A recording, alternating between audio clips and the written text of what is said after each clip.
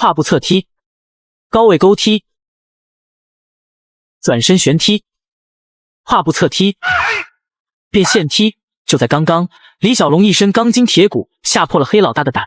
为了打掉李小龙的锐气，花重金请来了空手道和跆拳道9段高手，大战一触即发。跨步侧踢，9段高手被一脚掀翻在地，这可是拳师们车轮战都没有打过的对手。提膝砍位，连续高位勾踢，同时半脚摔，又直拳爆杆，送走一人。同伴见状，急忙上前阻止，还没走上2招。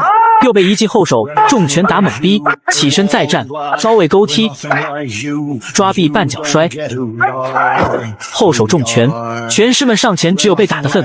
李小龙非常气愤，准备亲自上阵。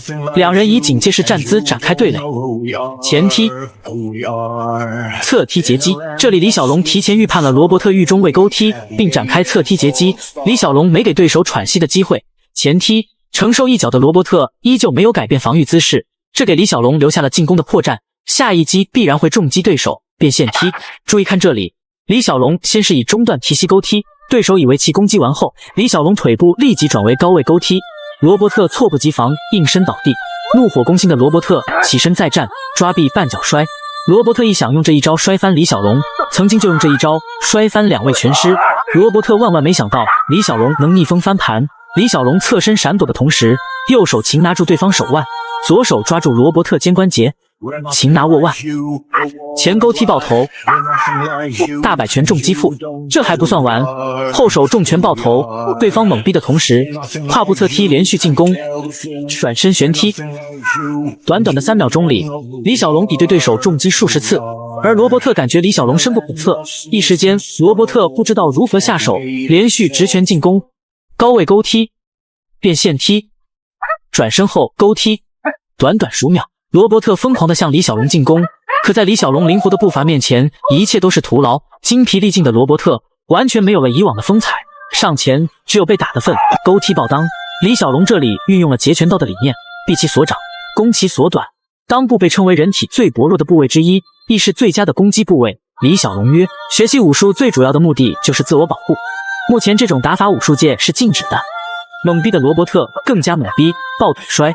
200斤的罗伯特被李小龙轻松抱起，扎实的基本功离不开平时的训练方式。后手重拳爆裆，罗伯特承受重击，直接饮恨西北。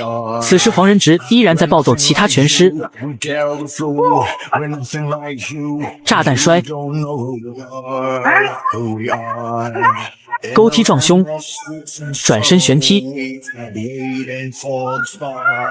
凌空飞踹。凌空飞踹在李小龙的职业生涯中出现多次。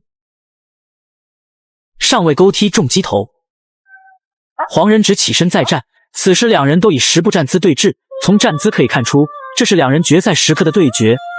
高位勾踢，这是两人腿法的比拼，亦是战斗意识的对决。